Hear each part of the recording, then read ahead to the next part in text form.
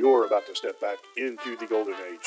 An era when entertainment wasn't mindless or shallow, but crafted to ignite your imagination. In the theater of the mind, every story came alive, and every moment was packed with suspense, drama, and excitement. Unlike today's monotonous, predictable programming, what you hear will stimulate your brain and keep you on the edge of your seat. Get ready for thrilling adventures, chilling mysteries, and unforgettable characters. Welcome to Golden Age Radio, where entertainment is as good as it gets. 10 seconds. Oh, we got lots. Ooh. The Johnson Wax Program with Fibber McGee and Molly.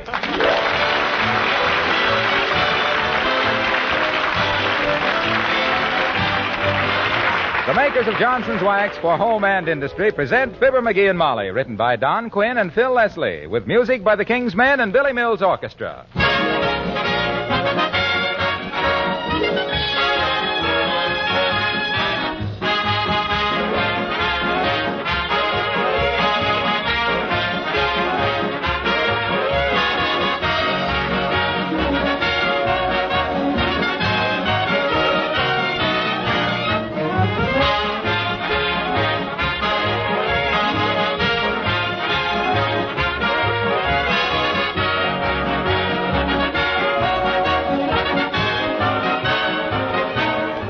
The holiday season is a time when you want your home as bright and cheerful as you can make it.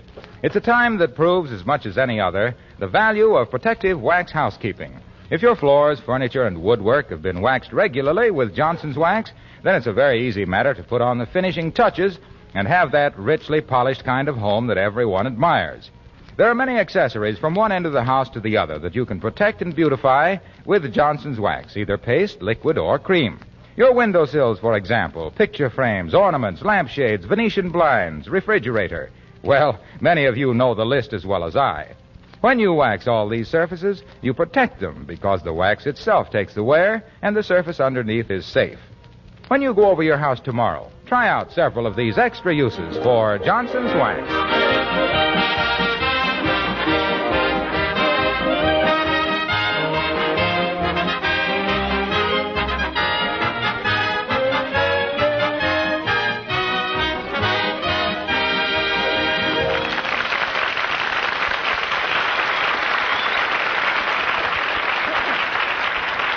3 of the most curious things in the world are the gyroscope, the pyramids, and the Squire of 79 Wistful Vista.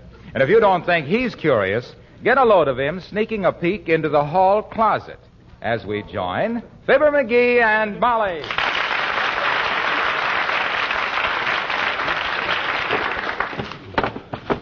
Boy, oh boy, oh boy, oh boy. Look at all these Christmas presents. From Molly to Fibber with love. To Fibber from Molly with best wishes. To the best husband a woman ever had. Wonder who that's for. I thought I was the only husband she ever... Oh, well. Uh-oh. An envelope. Do not open before Christmas. Looks like it might be a war bond. Flap isn't sealed very tight either. If somebody's thumb ever got caught in there, it'd flip open like a... Oh, my goodness, it did it. Maybe she didn't even mean to seal it. And if it ain't sealed, I suppose it's okay to read it. My dear husband, get out of this hall closet and stop snooping. I like that. To think she'd think that I'd think of stooping to snoop when she... McGee? McGee, where are you? Oh, caught in the act. I better put this stuff back in here fast. This must be the new belt I've been hinting about. I hope this is a fountain pen. If this isn't a sweater, McGee, where are you? What are you doing? I'm trying to get the door closed on the hall closet, Molly. It's so full of stuff, it's sprung open. Aha! I got it. That was quick thinking, McGee, old man. If she ever caught you doing that stuff...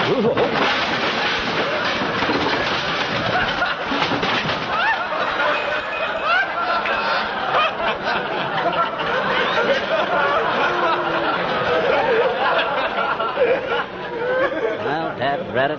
I got to straighten out that closet right after Christmas. McGee, what goes on here?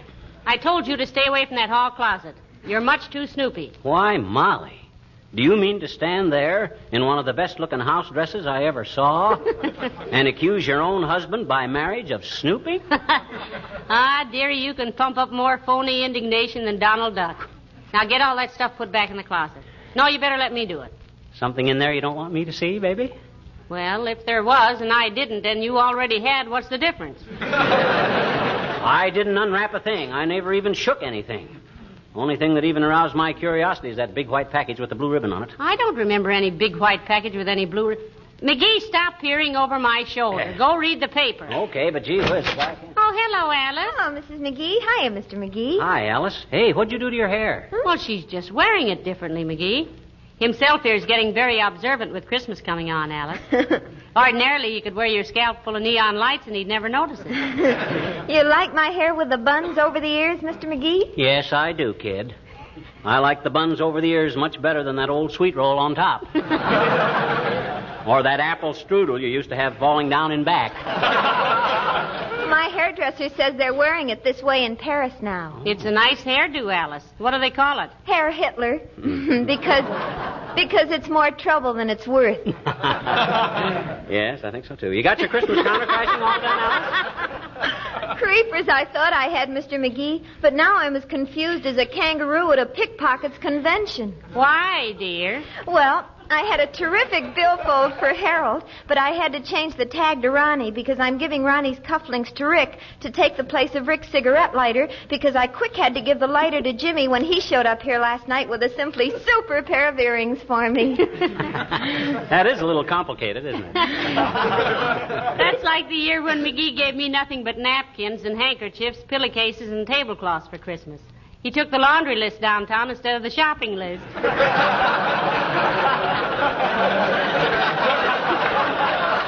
Well, gee whiz, how Alice, we're not doing very much for Christmas this year. The Treasury Department had beat Santa Claus down the chimney. Well, I told all the boys not to spend their money foolishly on things for me this year. I told them all to take whatever money they intended to spend on me and put it in war bonds. Good for you, Alice. Use the boys' dough to back up the doughboys. Certainly. Anyway, I just assumed they gave me war bonds as anything else. Well, I've got to get back to the post office. Goodbye.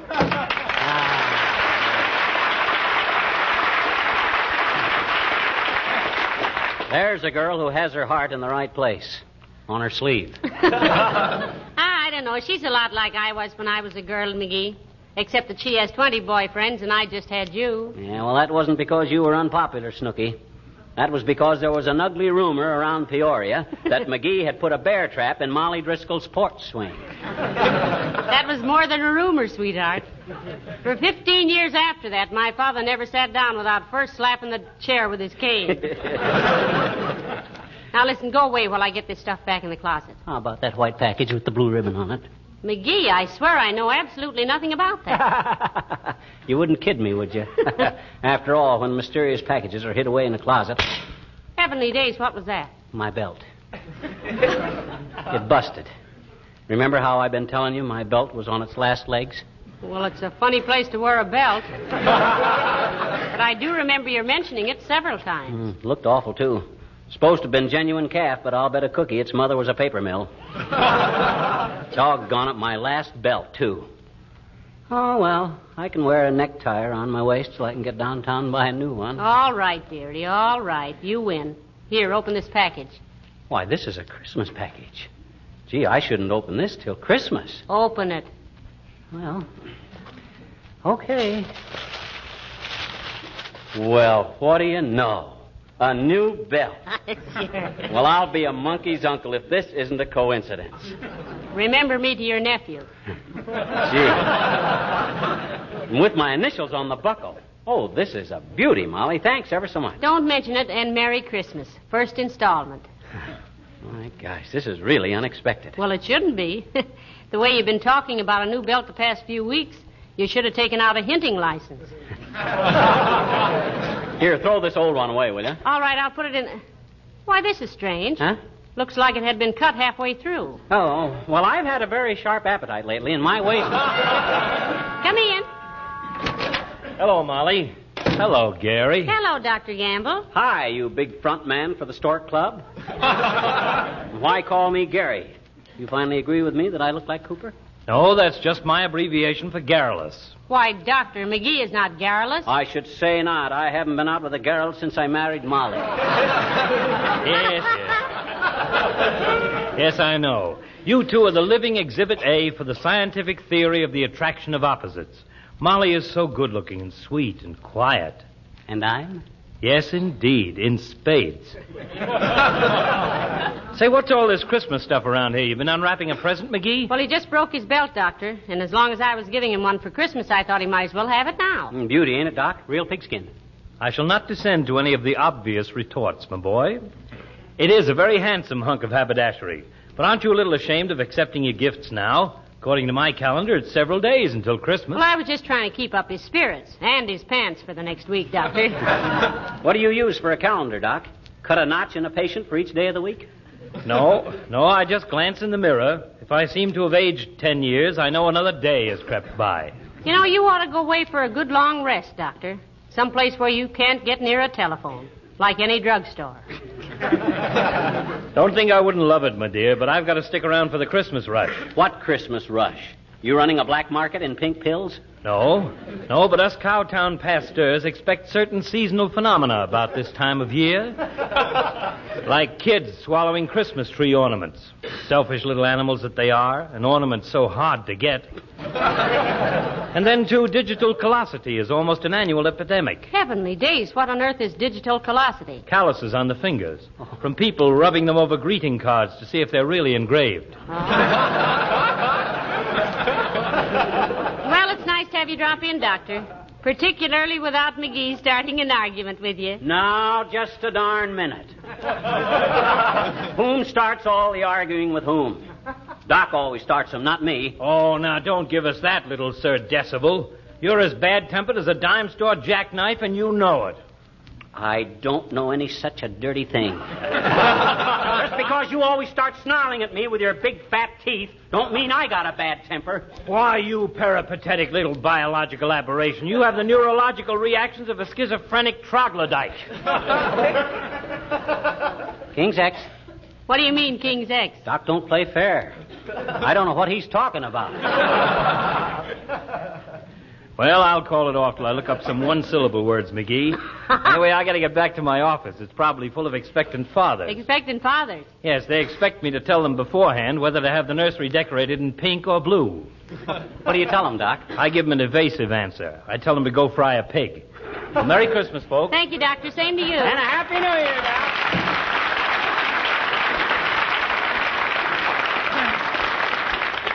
Isn't he a sweet old character? Yeah, great guy. It was a great loss to medicine when he started studying it.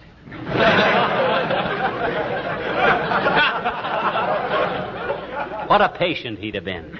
Say, I wonder if it was he who sent us the big white package with the blue ribbon on it. Are you kidding? You don't have to play coy with me, Tootsie. I wasn't born yesterday. Well, you might as well have been. You're so changeable. Now, if you'll, McGee, if you'll go away someplace while I straighten up this closet. I'll run over to Kramer's drugstore. I got to buy a new fountain pen. Oh, no, McGee. Don't do that. Huh? Why not? Well, I was... Well, why do you need a new fountain pen just this minute? Can't you use your old one? My old one? I only got one. Well, I meant... Well, what's the matter with it? Well, the point is pigeon-toed.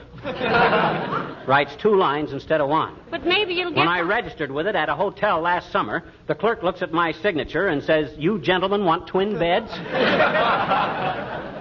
You go ahead and fix the closet, kiddo. I'll run over to Kramer's and get a fountain. Oh, dear. You win again, McGee. Here. Open this package. What do you mean? Go ahead, open it. Well, okay. Well, I'll be a new fountain pen. Gee, thanks, kid. Oh, this is wonderful. Merry Christmas. Second installment. Boy, this is a wonderful pen. Just the kind I wanted, too. And just when I needed it. Why, you could knock me over with a feather, Molly. I never dreamed you... Hey, what are you looking for? A feather.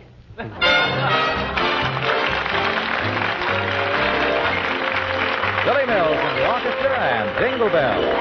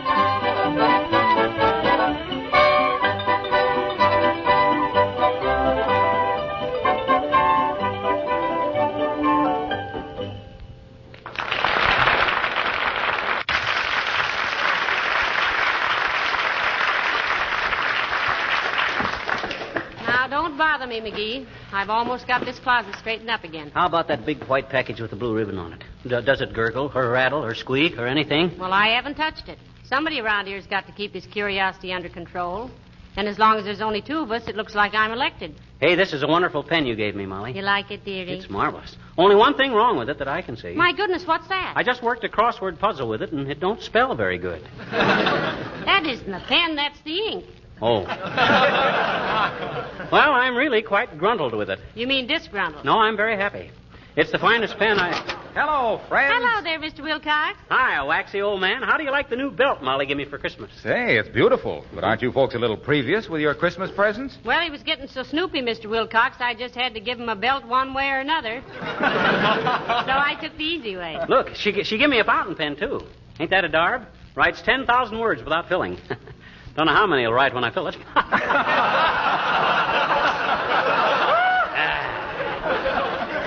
Don't you get it, kids? I says it right. Ain't funny, McGee.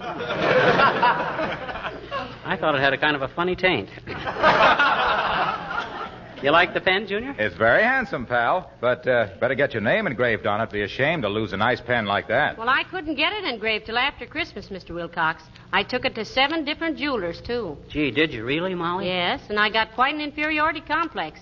Leaning over $80,000 worth of diamond necklaces, trying to get a $3 job of engraving done. Well, gee, you should have taken it to my cousin, Big Bill Wilcox, on Oak Street, Molly. One of the finest engravers in the country. I thought all the really great engravers were working for the government, Waxy. Oh, he used to. In Washington? No, Leavenworth. That's why they call him Big Bill. He got caught making 20s out of 10s. They put him to work making little ones out of big ones for making big ones out of little ones, eh? Yeah, he's a terrific engraver, though. Well, here, wait a minute. Here, take a look at this common, ordinary little pin. Well, what about it? Well, look at the head of it. Kind of scratched up, isn't it, Junior? Ha, ha, ha. Look at it through this magnifying glass, which I just happen to have with me. Uh-oh. Well, heavenly days, isn't that marvelous? Let me look at it. Well, I'm a son of a gun. What does it say, Junior? Can't quite read it without my glasses. It says you don't have to be sharp as a pin to know that Johnson's self-polishing glow coat is the finest beautifier and protector of linoleum. Imagine writing all that on the head of a pin. Oh, there's more than that. It says if you're stuck with faded, worn linoleum, bring it back to life and beauty with Johnson's glow coat, the polish that shines as it dries. My gosh, he is quite an engraver, isn't he, Waxy? Well, you know, the funny part of it is, it only took him 20 minutes or less to do it. Oh, that's too much. Same length of time it takes for a glow coat to dry to a mirror-like finish on your linoleum. Now, wasn't that a coincidence? Amazing. Here, let me put the pin back in your lapel, Mr. Wilcox. I'm afraid it might get lost. Oh, ouch. Oh, I'm sorry. It's your story, Junior, and you got stuck with it. Well, here, let me take your fountain pen, pal. I'll have Big Bill engrave it for you. Thank you, Mr. Wilcox. Thanks, Junior. Don't mention it. I'll have it back Friday. Okay. Isn't he a sweet old... Oh, no, that's Dr. Gamble. Look, Molly, no kidding. That big white package with the blue ribbon on it. Is that for me? I tell you, I don't know a thing about it, McGee. Cross your heart? Cross my heart. Well, my gosh, somebody must have... Hey, maybe Beulah put it there. Oh, Beulah. Hey, Beulah. You call me Miss McGee?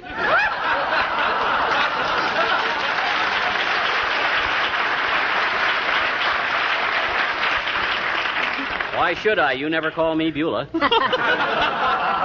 Mr. McGee wanted to know about this big white package with a blue ribbon on it, Beulah. Did you put it in the closet here, Beulah? No, sir. That package is a complete stranger to me. Well, that's strange. Oh, well, we'll find out when we open it at Christmas time. Have you got all your shopping done, Beulah? Yes, ma'am, practically. All I got left to get stuff for is Papa and Ira. Ira? Who's Ira?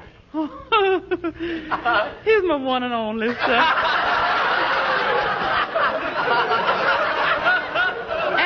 At least he's one of the few and far between. Ira, he's the FBI man. Oh, heavenly days. Federal Bureau of Investigation? No, ma'am, friendly but ignorant. What does he do, Beulah? He's the insurance man, sir. Mm-hmm. Yeah, he specializes in life insurance with double indignity. Indemnity? Yes, only he may have to give it up on account of a greeting card he got this morning. On account of a greeting card? Yes, sir. You say, from the President of the United States, greeting. What's his present status, Beulah? 5'9.5" in his socks, Sam. No. No, how's he classified now? I classify him as ready and willing, sir. So he's suffering with flat feet and astigmatism. Tism. Oh, yes, 'tis, ma'am. He's so short-sighted he don't know his best friend across a taffy pull. Well, they don't pull taffy in the Army anyway, Beulah. He'll be okay if he can see well enough to pull a sergeant's leg. Yes, that's what I mean.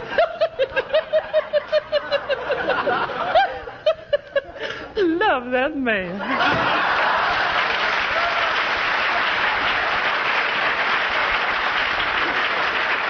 Hey, Molly, I think we ought to open up that package. I think it must have been delivered by mistake. Well, it might have been at that, McGee. There's no tag on it or anything. You think we ought to? Well, I don't Yes, know. I think we ought to. One side, baby. I'll soon solve this mystery. Well, if you really...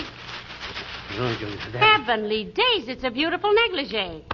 Oh, my gosh. What's the matter? Oh, gee whiz. Oh, my. That was my present for you, baby. I bought it a month ago and forgot all about it. If I ain't the dumbest bunny Oh, now, that ever... McGee, I think it's lovely and just what I wanted. It's the most... Oh, now, come in. Hi, mister. We're all ready. Ready? Who's all ready for what? Kenny and Johnny and Buddy and Reddy and me. Huh? We're all ready to sing. Come on in, kids. Hello.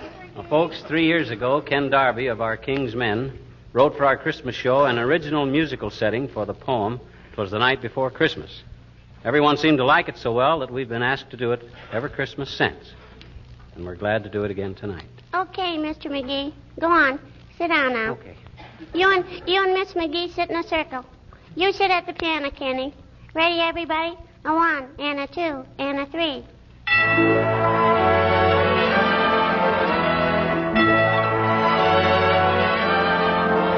'Twas the night before Christmas, and all through the house, not a creature was stirring, not even a mouse. The stockings were hung by the chimney with care, in hope that St. Nicholas soon would be there. The children were nestled all snug in their wee little beds, while visions of sugar plums dance in their wee little heads. Mama in her kerchief and I in my cap had just settled down for a long winter's nap.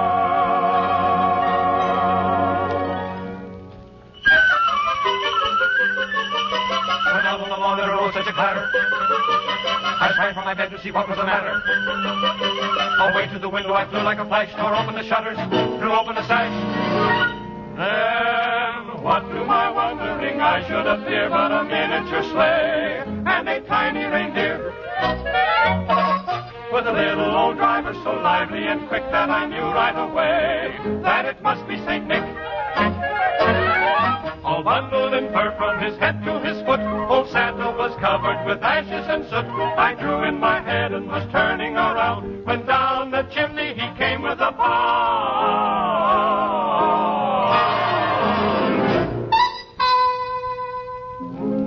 His eyes, how they twinkled. His dimples, how merry. His cheeks were like roses. His nose like a cherry. His droll little mouth was drawn up like a bow. The beard on his chin was as white as the snow. The stump of a little old pipe he held tight in his teeth, and the smoke went around and around and around his head like a wreath. He was so chubby and plump, a right jolly old elf, that I laughed and I laughed and I laughed when I saw him in spite of myself. He had a broad face, and a little round belly that shook when he laughed, like a bowl full of jelly. He gave me a wink of his eye and a twist of his head, a chuckle and a smile I knew all the while I had nothing to dread. He spoke not a word, but went straight to his work and filled all the stockings. Oh, boy. Then turned with a jerk. Then laying a finger aside of his nose and giving a nod up the chimney he rose. He sprang to his sleigh, to his team, gave a whistle, and away they all flew like the down of a thistle. But I heard him exclaim, and he drove outside. Merry Christmas to all, and to all,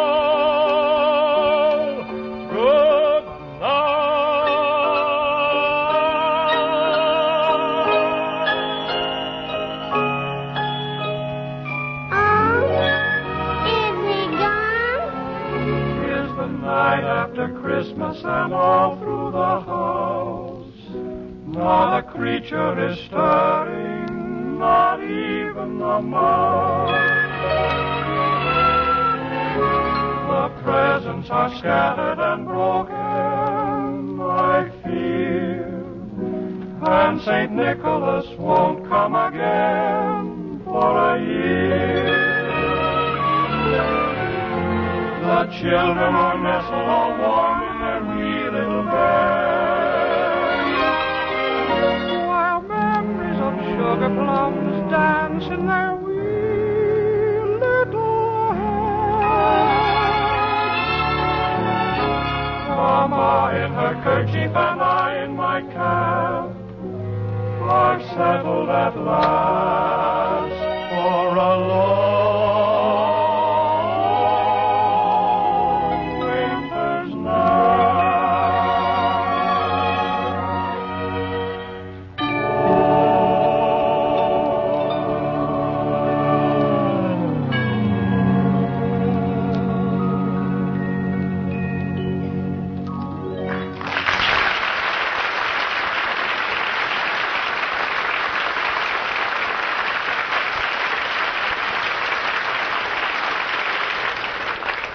Ladies and gentlemen, 2,000 years ago, a star shone over Bethlehem to light the way to peace and goodwill on earth. Tonight, that star is reflected in the windows of millions of your homes. So our Christmas wish to all of you is that the men and women who have gone out to fulfill the promise of that symbol may soon return. Mission accomplished. Good night. Good night, all.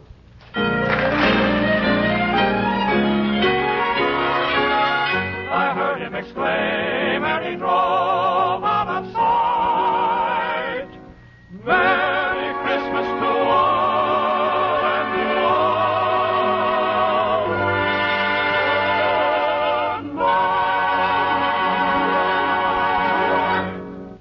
all. This is the National Broadcasting Company. Welcome to Golden Age Radio, rumble.com/C/GAR. Visit veteransradioministry.com for more videos like this.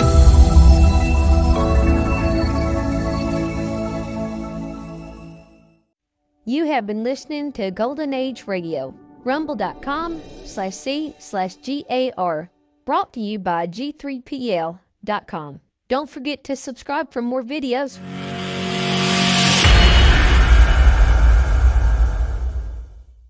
I would like to extend my sincere gratitude to Old Time Radio Research Group for their remarkable efforts in preserving and archiving the captivating world of old-time radio programs.